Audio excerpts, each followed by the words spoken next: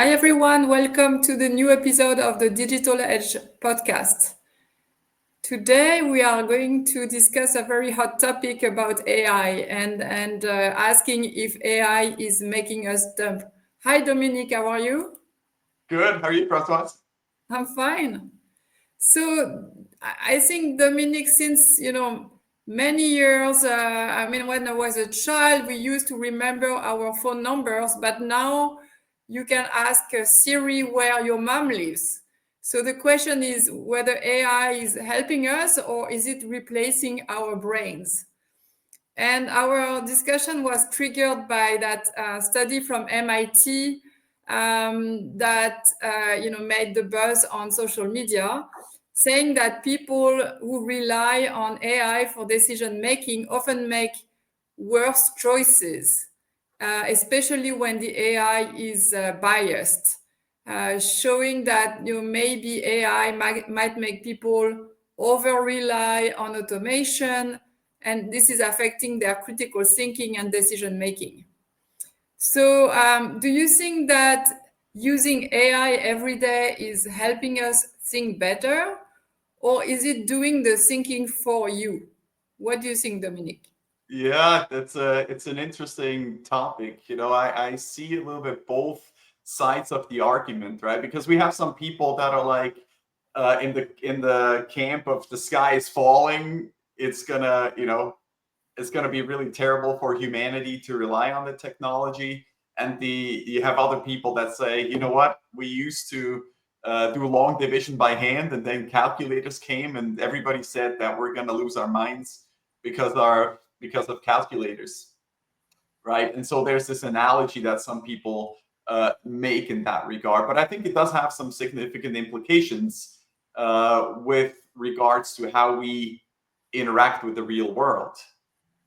Have So, you I have you mean, seen any specific examples of places where it might be a bad idea to use AI? yes, I've seen plenty. I wanted to ask you first, as a person, how you use AI and whether you think that it's helping you or sometimes making you Mhm. less critical or less intelligent about what you do, and then maybe I'll share Yeah, my experience as well. yeah. There's one example. It's I think a very interesting one. Last weekend, I asked one of my friends who has a Tesla whether she drives with the full self-driving capability, right? The Tesla software that allows for the car to navigate basically anywhere you want to go. And regardless of how good or bad it is, right? She said she would never use that because she's worried that she will lose her skill of driving, Mm-hmm. right? So this was not a like, oh, the product is terrible or it doesn't work or anything like that. This was a personal choice that she makes of like, oh, I don't want to lose my ability to drive. Yeah. And I thought that was very interesting, right? Whereas on my end, I'm like, okay, if I have help to drive, then I will take advantage of it, right? For safety purposes and Mhm. for better for being more relaxed after driving. Yeah. Actually, I have seen two examples. One is a friend of mine. He has a ChatGPT on his phone, and every time he needs some information or he needs to remember something, he asks ChatGPT always Mhm. and gets the answer. So I'm thinking, yeah, maybe that person is not really trying to maintain his memory or Mhm. trying to look for the information by himself. On my side, I don't have LLM on my phone. I just use it on my computer when, for very specific tasks, Mhm. when I do research. Yeah, usually I use LLMs on topics that I know, and I think it's helping me in the sense that sometimes helping me to structure my thoughts, or sometimes also adding some new angles that I have not thought about. Mhm. So I think I wouldn't say it's making me smarter, because probably at the end of the day, if I had spent a bit more time, I would have gotten there. But it's more about probably gaining time. That's how I see it. Yeah, yeah. I was just thinking when you're talking about research, just a few years ago, Google was the natural tool for finding information, right? But the difference was that it presented us with relevant search results that we then still had to go look at, review, evaluate, and determine whether we should use them for our needs, right? And with AI chatbot like ChatGPT, now that process of evaluating and distilling information is going away, right? It already gives the answer that we seek oftentimes, right? So I think it's that skill that may go away then, right? It's almost a critical thinking skill to, back in the day we looked at sources to evaluate their validity, whether we can trust them. But if you ask the chatbot, right, it just comes back with, here's the answer, and it looks beautiful, but you don't know where it came from, whether you can trust it. Yeah. So I think there are some positive examples where, I wouldn't say it's making us smarter, but it's more like we call a augmentation when, we see, for example, medical diagnostics that probably a human wouldn't have the chance to do because of the technology or because of the time.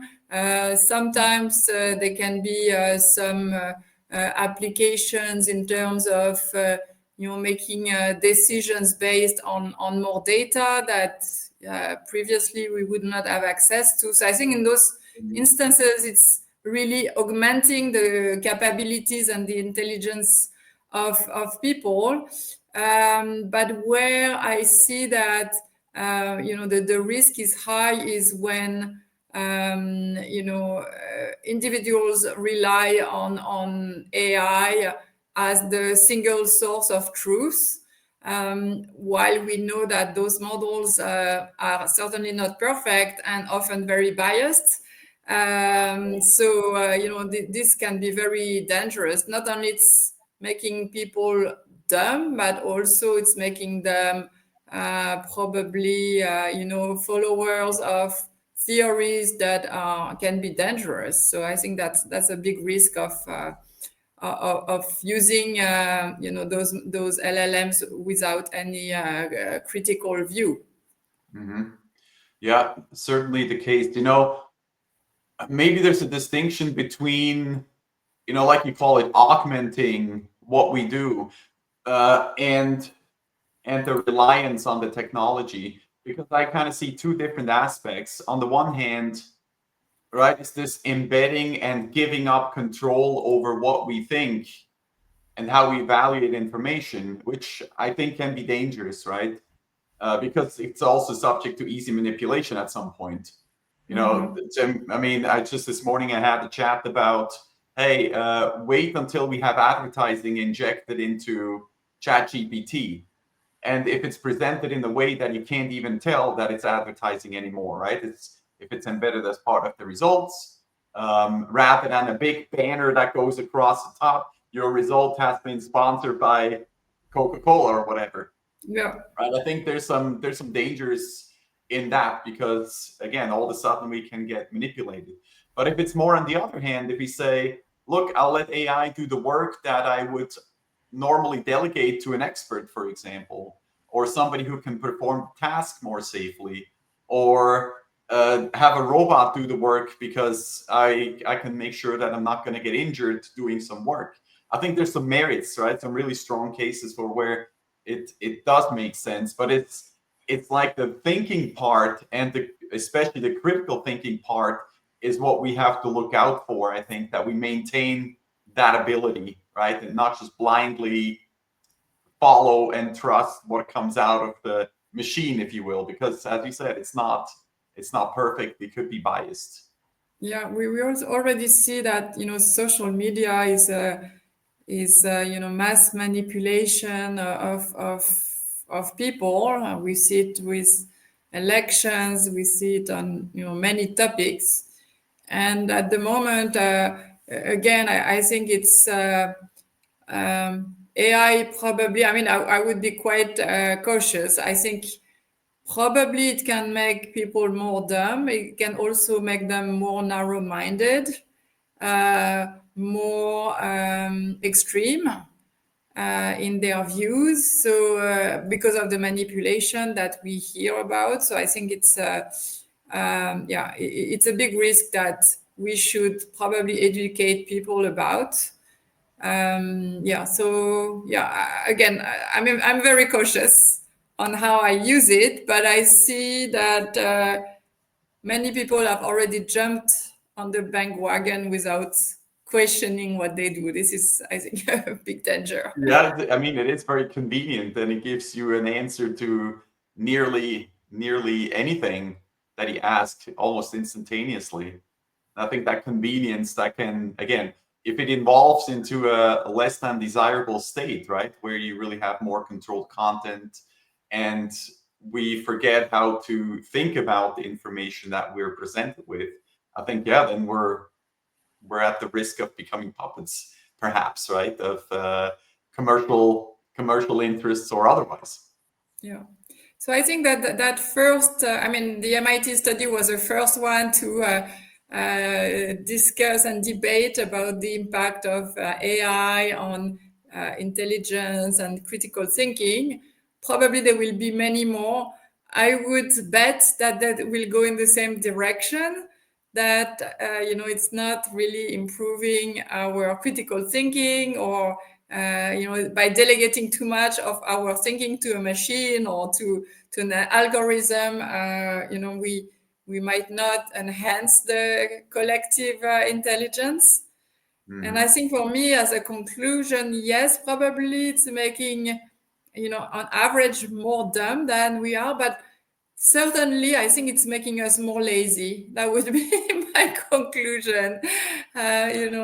Doing the strict minimum and letting a ChatGPT do the research and write report and make synthesis. I think probably there is an element of laziness as well. What do you think?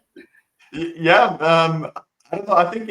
I think it kind of depends, right? I think some people use it as a way to do a lot more things than they could do previously, right? So it's not. I think some people are not necessarily becoming lazier, but they can do a lot more stuff, right? Like summarizing documents where you have to spend an hour. I need to read this. You can review it. Okay, I know what the point of the document is, and if I can evaluate that it's good enough from a comprehension and context standpoint, right? I can maybe work with that. So like my point is, what I advise people to do is like to continue to look at it as a tool, right? It's not a friend, it's not a replacement of yourself, it's a tool. And look at it that way. It can do a good job on some things and maybe not so good at other things, and really learn how it can benefit, right? And really have an understanding of how it works. So that can provide good use, and also that we maintain cohesion and control of the information that we process and use. Thank you so much, Dominik, for this discussion, and I look forward to seeing you for the next episode. Thank you very much, Francois. Thanks for watching, everyone.